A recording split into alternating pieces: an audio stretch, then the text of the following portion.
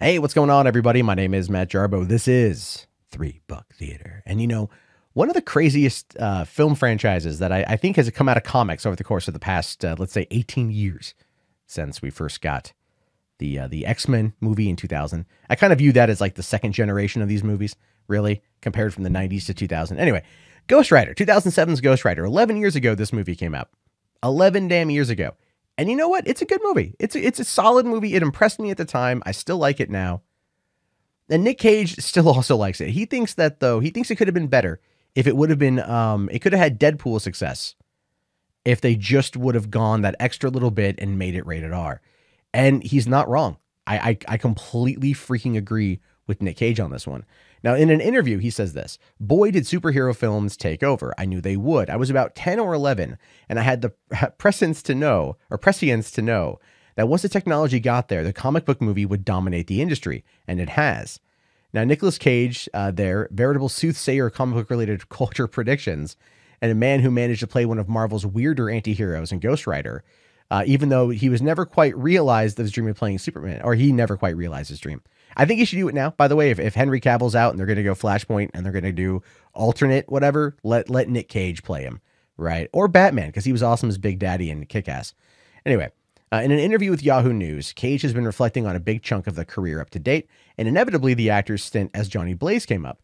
He filled the motorcycle's boots of the iconic stunt rider turned devil's bounty hunter in 2007's Ghost Rider and 2011's Ghost Rider Spirit of Vengeance, and he still has a lot of love for both of the films. And there are people out there who do love both of the films. It's one of the reasons why, when a couple summers ago they announced that it was going to be Ghost Rider in Agents of S.H.I.E.L.D., it was a big thing. Because now that Marvel has the rights to it again, Sony doesn't have the rights to it, but Marvel has the rights to it. They brought Ghost Rider. It wasn't Johnny Blaze, it was somebody else, but still the character. And people like lost their shit over it. They wanted Ghost Rider.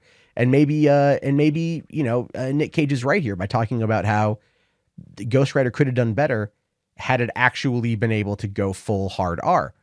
Now, it says the problem is, and it's very hard to take a family of children to a movie, and they made it a PG-13 movie about a superhero who, oh, by the way, also happens to have sold his soul to Satan.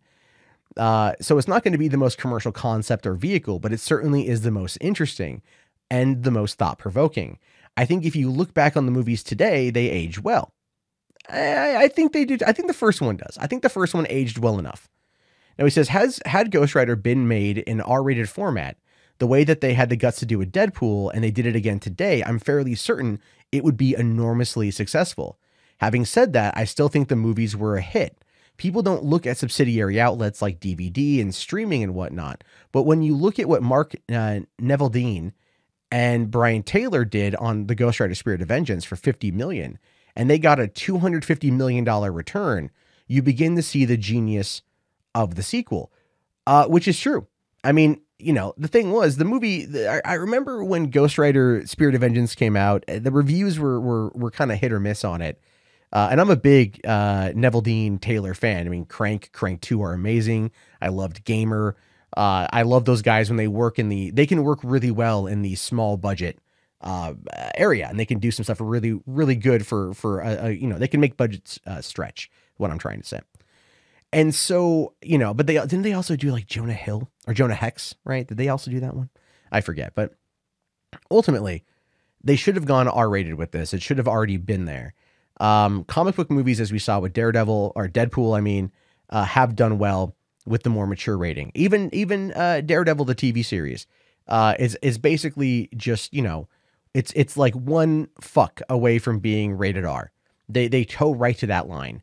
But the problem, though, with 2007 and 2011 in regards to these movies is, Ghost Rider dropped a full year almost before Iron Man.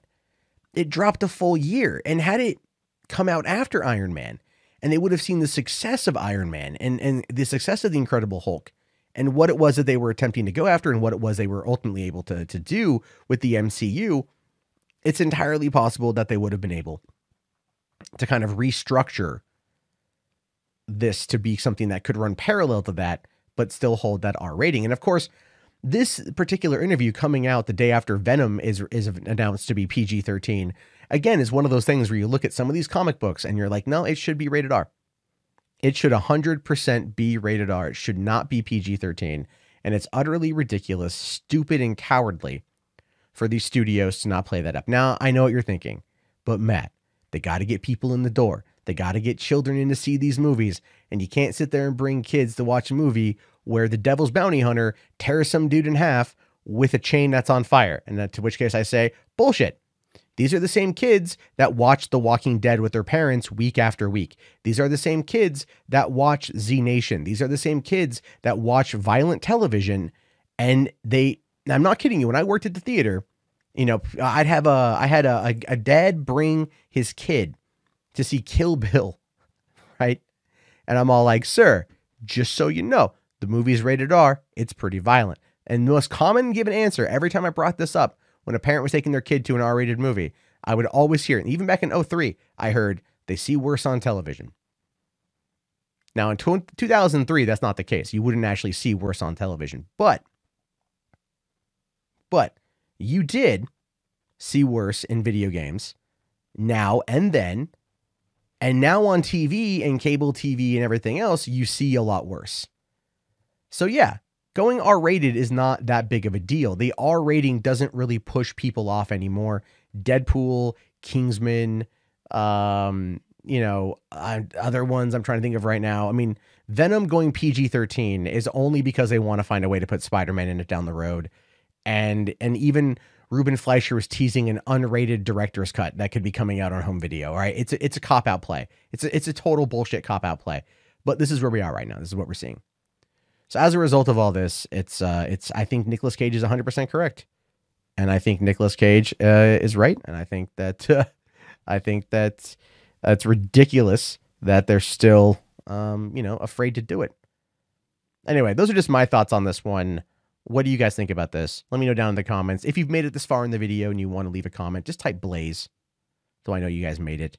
And definitely leave your other thoughts as well. And we'll talk again soon. If you guys want to support the channel, toss it a thumbs up. Patreon.com/Mundane Matt. Great way to support the channel if you like me talking movies and you want to see this continue. That is the best way.